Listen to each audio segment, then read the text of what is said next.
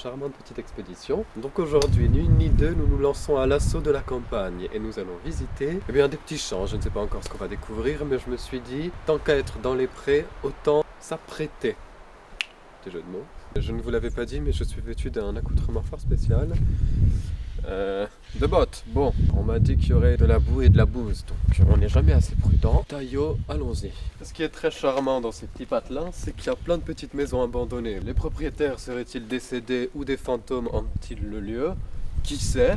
En tout cas, c'est vert, hein. Oh, qu'est-ce que c'est vert! On dirait une salade composée, mais qu'avec de la salade. Oh, Mazette, un petit ruisseau fort charmant. Ça ne m'étonne pas vraiment, hein, il fait que pleuvoir ici, on n'a pas vu le soleil depuis l'ère glaciaire. Il s'agit en fait de barrières électriques, donc il aurait suffi que je le touche avec mon parapluie pour que je rôtisse comme un rôti dans une rôtisserie. On n'est pas là pour une promenade touristique, continuons, mauvaise troupe. J'espère que vous avez passé de joyeuses fêtes d'ailleurs. Qu'avez-vous fait de beau? Moi j'étais dans la maison de la marquise. Oula, j'ai transpercé une petite feuille de mon parapluie. Repose en paix. De toute façon, c'était une feuille morte, donc elle était déjà morte. Taillot, vous savez quelle espèce d'arbre c'est, ça? Bah, pas moi.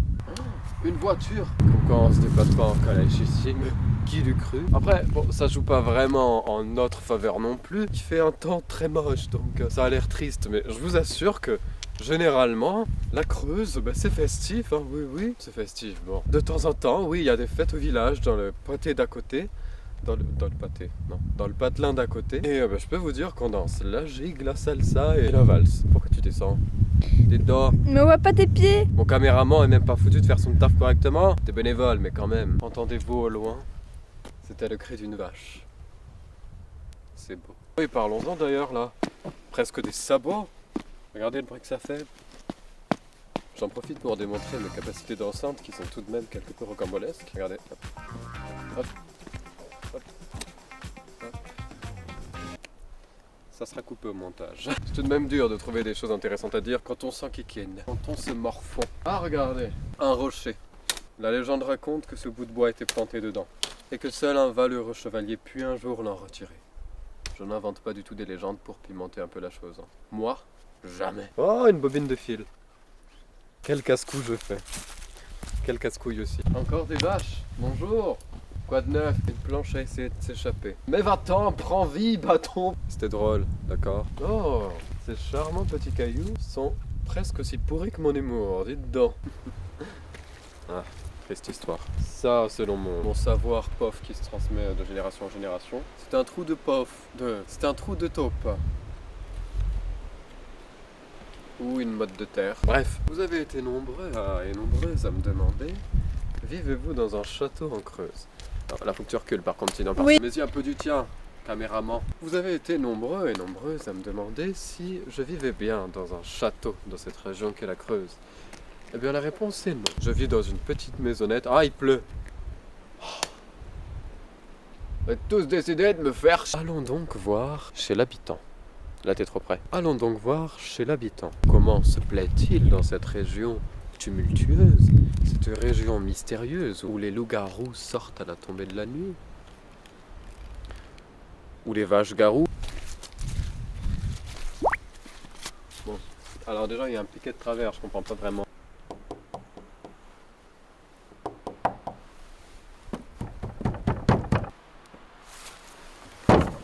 Bon, j'ai pas de réponse et je me suis fait mal au coude, c'est un échec. Mais attendez, mais il y a un interstice. Ah, en même temps, si je toque dans un endroit avec une moissonneuse batteuse à l'intérieur, elle va pas se réveiller pour me serrer la pince. Encore toi, bobine bleue. Cette bobine bleue est mystérieuse. Elle n'est pas électrique, sinon je serais mort, mais cette bobine bleue est un symbole. Je la retrouve un peu partout et serait-ce le fruit du hasard? Je ne pense pas. Un esprit tente de me communiquer un signe.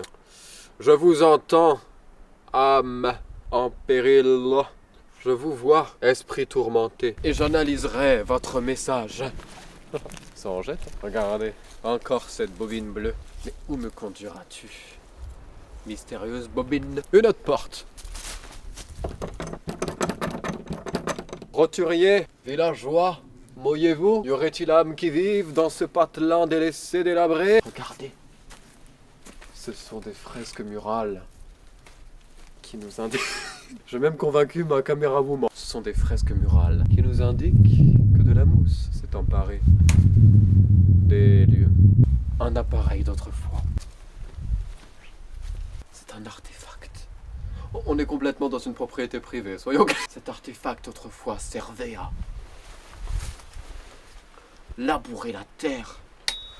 Comme une quinquagénaire labourerait son visage à l'aide de chirurgie esthétique. Ou son fessier si elle n'a pas les miches de Nicki Minaj. Mais passons. Ceci, le voyez-vous?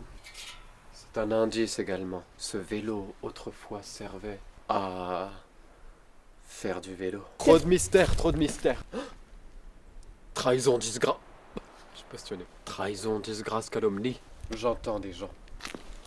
Et la bobine bleue est toujours par terre. Cependant, obtenir un score de 11 sur 12 ne signifie pas nécessairement une défaite. J'étais en train d'emballer mes cadeaux de Noël, mais le papier faisait un peu basique. Alors j'ai demandé un peu d'inspiration. La bobine bleue est toujours par terre. Oh. La bobine bleue. Encore là. Approche-toi et finis. La bobine bleue, là-bas.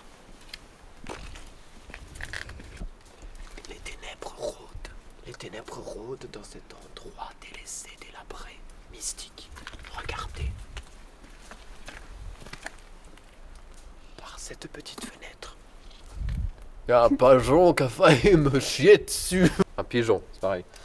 Ah, une odeur rance s'échappe de cet endroit délabré depuis des années. Y aurait-il eu un événement funèbre? Qui sait? Et j'entends des gouttes tomber. Écoutez. Je pense qu'on est chez des gens. Mystère et boule de jume, l'ami. Quelque chose se trame par ici. J'ai déjà la une des journaux. Un youtubeur découvre une scène de crime de vache. Les vaches nous appellent. Voici la bâtisse mystérieuse, protégée par la bobine bleue. Vous allez voir, à un moment, va y avoir de l'électricité dedans. Je vais faire la salsa. Ceci, les amis, n'était un puits autrefois. Il servait à y puiser l'eau, afin d'avoir de quoi se baigner, afin d'avoir de quoi chauffer la nourriture, afin d'avoir de quoi faire du sport. Oui, parce que franchement, tirer une corde avec de l'eau au bout, fallait y aller. Ça faisait suer les aisselles. Là, voyez-vous, la mystérieuse partie de la maison délabrée là-bas. Mystère, mystère. Mystère. Mystère. Bon, par contre, il faudrait dézoomer quand c'est sur ma tête, si je vous prie, très cher. Vidéaste de fortune, hein. Je vous paye pas 20 gallons pour des prestations qui laissent à désirer. Tout de même. Oh, des artefacts d'époque.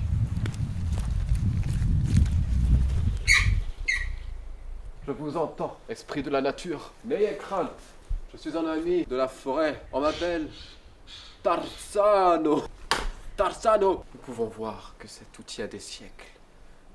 Ce n'est pas du tout quelque chose d'électrique qui a été acheté en 2015, si toutefois c'est l'impression que vous avez. À l'époque, ces machines en bois et en ferraille servaient à labourer la terre, encore une fois. Ou à planter des graines, comme papa planterait des graines dans maman. Yo. Sottise, Maliverne. Continuons notre épopée. Alors, épopée, ça veut dire aventure. Oh, au loin, une voiture. Civilisation, nous entendez-vous? Venez nous aider. Nous sommes égarés dans les vastes plaines de la Pampa. Pampa, tout à fait. Vous mettez les mots de la bouche, très cher. Ça, par contre, ça, c'est un trou de taupe. Il m'énerve mon parapluie à se déplier, mais bon, ça, pour le coup, c'est un trou de taupe. Voilà, j'espère que c'était pas de la bouse, parce que sinon il va puer mon parapluie. Qu'ai-je fait pour mériter ça? Oh, oserais-je? N'oserais-je point? Allez, on n'a qu'une vie. J'ai foutu le pied dans une flaque. Je peux marcher sur de l'eau. Serais-je donc un être divin? Un être du vin, peut-être. Mais un être divin, je pense pas. Bon, c'est boué. Regardez. Un interstice là-bas pourrait laisser passer un humain. J'entends des choses dans les branchages. J'entends des choses. C'est peut-être un habitant avec un fusil, donc on va peut-être se manier pour déguerpir. Petit pas, petit pas, petit pas. Viens, caméra woman. Il pleut. Ah. Une tempête s'abat soudain sur nous. Aurions-nous déclenché les colères divines? Et les vaches là-bas nous regardent. Regardez-moi, vous vaches. Les vaches! Je sais que vous en avez après moi, serviteur du diable! Je me dois de laisser les mystères de la Creuse et de ses champs mystiques tels qu'ils sont. Et rentrer dans mon logis. Oh, quel temps déplorable! Oh, sapristi. Bon et bien voilà camarades, c'est tout pour mon intrépide petite excursion dans les alentours du domaine creusois. J'espère que vous avez savouré cette aventure autant que j'ai pu le faire et que vous en garderez de charmants souvenirs. J'espère que vous avez passé de charmantes fêtes de famille. Sur ce, n'hésitez point à déposer un charmant poème en commentaire. Mille excuses, hein, la cheminée fait un peu de bruit, le feu de bois crépite. Et je vous dis à très bientôt pour de nouvelles aventures. À bientôt au château.